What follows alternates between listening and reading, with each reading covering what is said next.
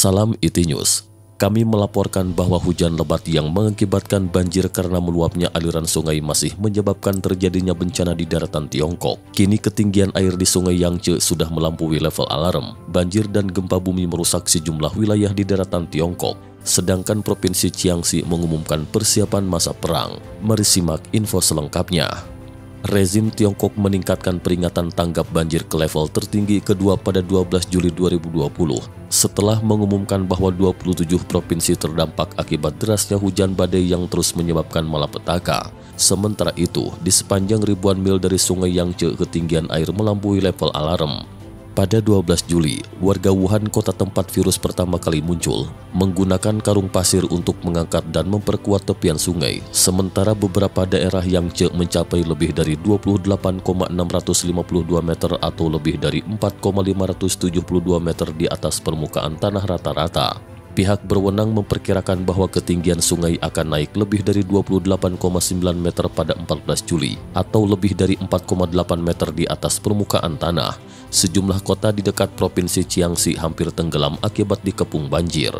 Sementara itu, kota Tangshan di Tiongkok Utara mengalami gempa berkekuatan magnitudo 5,1 pada awal 12 Juli.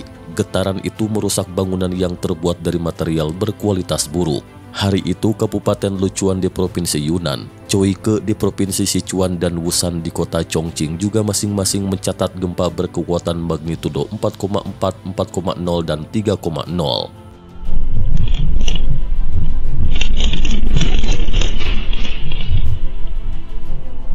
Pihak berwenang mengumumkan bahwa jutaan orang terlantar dengan setidaknya 141 orang tewas atau hilang. Akan tetapi mengingat sejarah panjang rezim komunis Tiongkok menyembunyikan informasi, para ahli khawatir bahwa angka sebenarnya jauh lebih tinggi. Berita selanjutnya, Jiangxi berjibaku membendung jebolnya tanggul. Provinsi Jiangxi, Cina Selatan mengeluarkan peringatan banjir tertinggi pada 11 Juli setelah jebolnya tanggul yang menyebabkan sejumlah kota terendam banjir.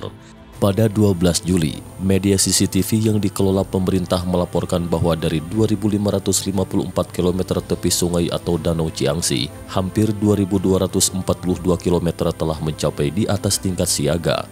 Sungai-sungai lokal di Jiangxi seperti Sungai Rao, Xin, Xiu, dan Chang juga telah banjir sejak 6 Juli 2020. Khususnya di Poyang, danau air tawar terbesar di Tiongkok, air level naik dengan kecepatan yang belum pernah terjadi sebelumnya. Tingkat air danau Poyang telah meningkat lebih dari 53 cm setiap hari dalam 3 hari terakhir. Sekarang lebih dari 2 meter lebih tinggi dari tingkat alarm. Menurut sebuah laporan yang mengutip Su Weiming, seorang ahli pengendalian banjir di provinsi setempat. Bos Partai Komunis Tiongkok di provinsi itu, Liu Xi, mengumumkan pada 11 Juli bahwa provinsi tersebut telah memasuki persiapan masa perang. Liu meminta provinsi untuk bersiap menghadapi banjir besar dan bencana besar. Di kota Mianchuan dan Chiang Sincao di kota Chiuchiang pada 12 Juli, pemerintah setempat memerintahkan lansia, anak-anak, dan penduduk yang sakit harus meninggalkan rumah hari ini. Yang lain bersiaplah untuk pergi kapan saja. Pada 10 Juli, pihak berwenang di kota Chiangchou juga berlokasi di Chiuchiang mengeluarkan seruan di media sosial bagi pekerja migran berusia 18 hingga 60 tahun untuk membantu upaya bencana dengan alasan kurangnya tenaga untuk memperkuat bendungan. Kehancuran juga melanda perekonomian setempat.